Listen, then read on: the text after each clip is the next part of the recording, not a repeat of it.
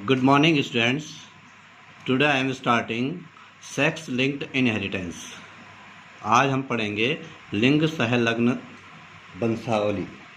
इसमें जो लिंग सहलग्न वंशागति होती है उसके बारे में आज हम पढ़ेंगे। जो दैहिक लक्षण होते हैं, कुछ ऐसे दैहिक लक्षण होते हैं, सोमेटिक कैरेक्टर्स होते हैं, जिनके लिए रिस्पॉन्सिबल जो जीन होते हैं वो लिंग गुणसूत्रों पर स्थित होते हैं। वो सेक्स जो क्रोमोसोम होते हैं XX या XY इन पर स्थित होते हैं और वो रिस्पॉन्सिबल होते हैं सोमेटिक कैरेक्टर्स के लिए। तो ऐसे जो वंशागति होती है, ऐसे लक्षणों की जो वंशागति होती है, इस प्रकार की वंशागति को लिंग सहलग्न वंशागति बोला जाता है। और इस प्रकार के जो जीन्स होते हैं उनको बोला जाता है लिंग सहलग्न जीन्स, और ऐसे लक्षणों को बोला जाता है लिंग सहलग्न लक्षण। इनकी जो वंशागति होती है लिंग सहलग्न वंशागति कहलाती है। अब ये जो लिंग सहलग्नता है इसकी खोज सर्वप्रथम थॉमस हंट मॉर्गन के द्वारा ड्रोसोफिला में की गई थी। ड्रोसोफिला के आँखों का कलर वाइट एंड रेड पर उन्होंने अनेक प्रकार के सेक्स लिंक्ड इनहेरिटेंस की उन्होंने खोज की और तब उन्होंने इसके बारे में डिटेल अध्ययन किया। अब अगर हम मनुष्य की बात करते हैं तो मनुष्य में जो लिंग सहलग्न लक्षण होते हैं वो 3 प्रकार के होते हैं। सेक्स लिंक्ड कैरेक्टर्स जो होते हैं ह्यूमन में वो 3 होते हैं। एक होता है एक्स सहलग्न लक्षण, इसको बोला जाता है एक्स लिंक्ड कैरेक्टर्स। ये जो लक्षण होते हैं, इन लक्षणों में जो जीन होते हैं वो एक्स गुणसूत्र में होते हैं। वो एक्स गुणसूत्र फीमेल का भी हो सकता है और मेल का भी हो सकता है। और ये जो असमजात होते हैं, जोड़े होते हैं, उन पर जो है वो स्थित होते हैं। अब ये जो लक्षण होते हैं, इन लक्षणों का ये बच्चों में जो आते हैं लक्षण, ऐसे लक्षण एक्स सहलग्न जो लक्षण होते हैं ये माता से भी आ सकते हैं और पिता से भी आ सकते हैं, क्योंकि पिता में भी एक्स गुणसूत्र होता है और माता में भी एक्स गुणसूत्र होता है। दूसरे जो कैरेक्टर है वह है वाई सहलग्न लक्षण, वाई लिंक्ड कैरेक्टर्स इनको बोला जाता है।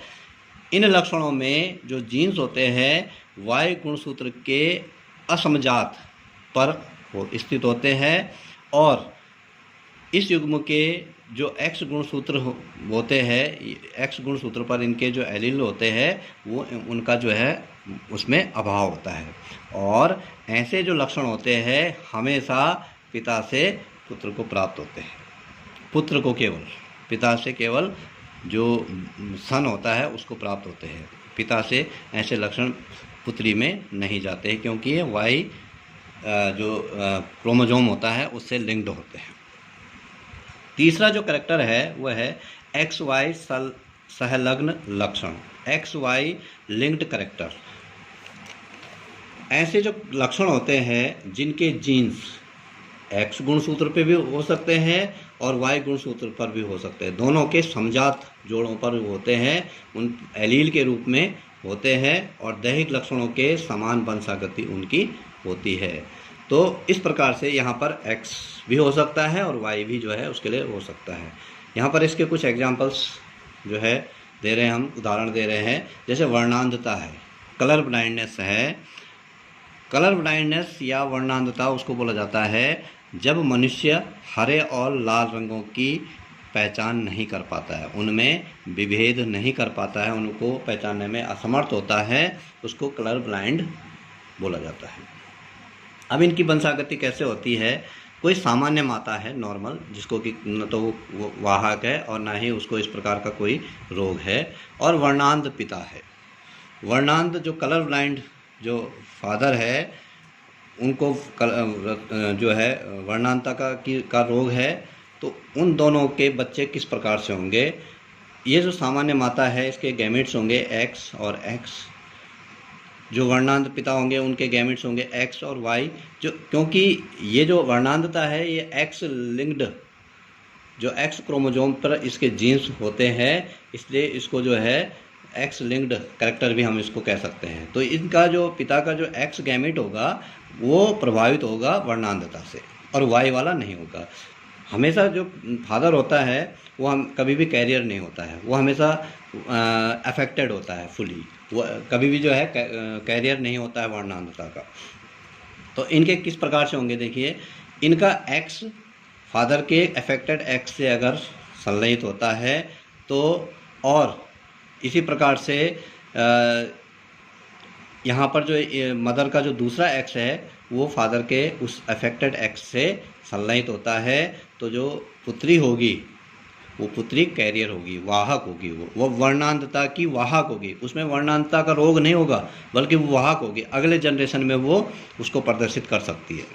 इसी प्रकार से ये दोनों एक्स में से कोई भी एक्स जो है अगर फादर के वाई से संलयित होते हैं तो उस केस में जितने भी बच्चे होंगे, लड़के जो होंगे वो नॉर्मल वाइज होंगे, उनमें वर्णांधता नहीं होगी। क्योंकि वर्णांधता जो होती है वो कैरियर नहीं होते हैं, लड़के जो मेल होते हैं वो कैरियर नहीं होते बल्कि वो फुली अफेक्टेड होते हैं, अगर होते हैं तो वो कैरियर नहीं होंगे और वर्णांध भी नहीं होंगे।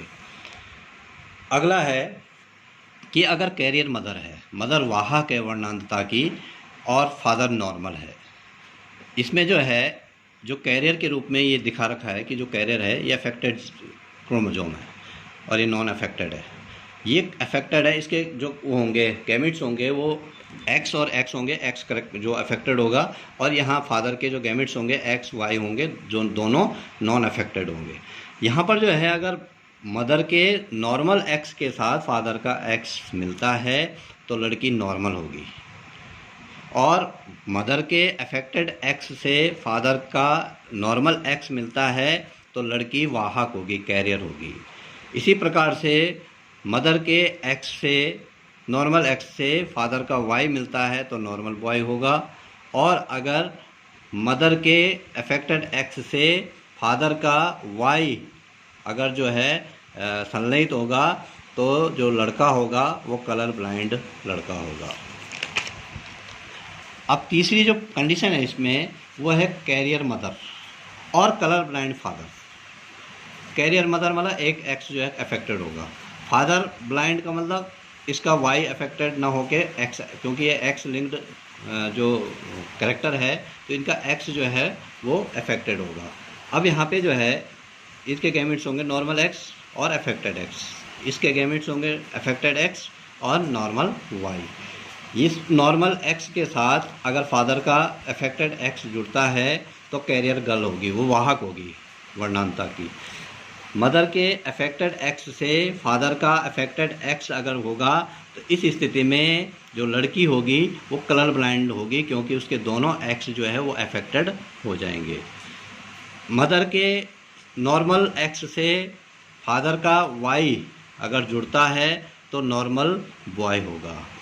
मदर के अफेक्टेड एक्स से फादर का वाई जुड़ता है तो क्योंकि यहाँ पर एक्स अफेक्टेड हो जाएगा तो ये कलर ब्लाइंड बॉय हो जाएगा। इसी प्रकार से अगली जो बीमारी है वो है हीमोफीलिया।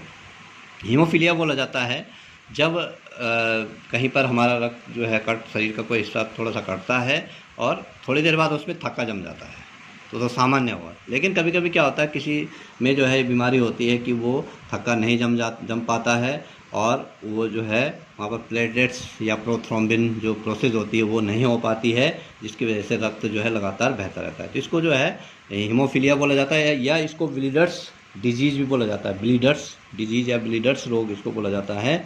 इसमें अगर हम देखें किस प्रकार से एंट्रेंस होगा, यहाँ पे कैरियर मदर है, सेम उसी प्रकार से होगा। इसमें भी एक्स लिंक्ड होता है, ये इसका एक्स अफेक्टेड होगा और फादर नॉर्मल होगा एक्स वाई।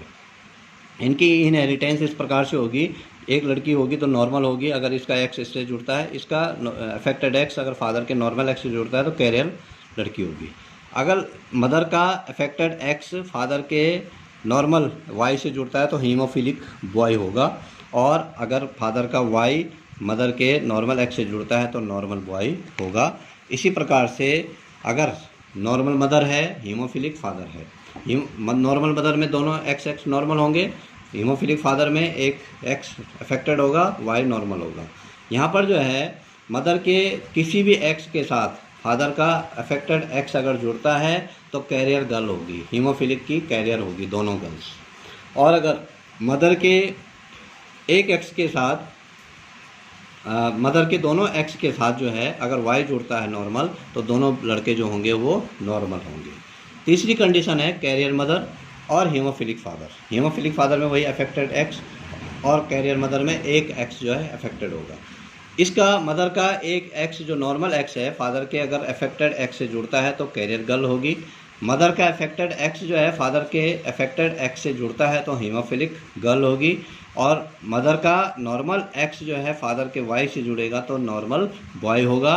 और मदर का अफेक्टेड एक्स जो है वो फादर के वाई से अगर संलग्नित होगा तो हीमोफिलिक बॉय होगा। ये टॉपिक यहीं पे समाप्त होता है। Thank you.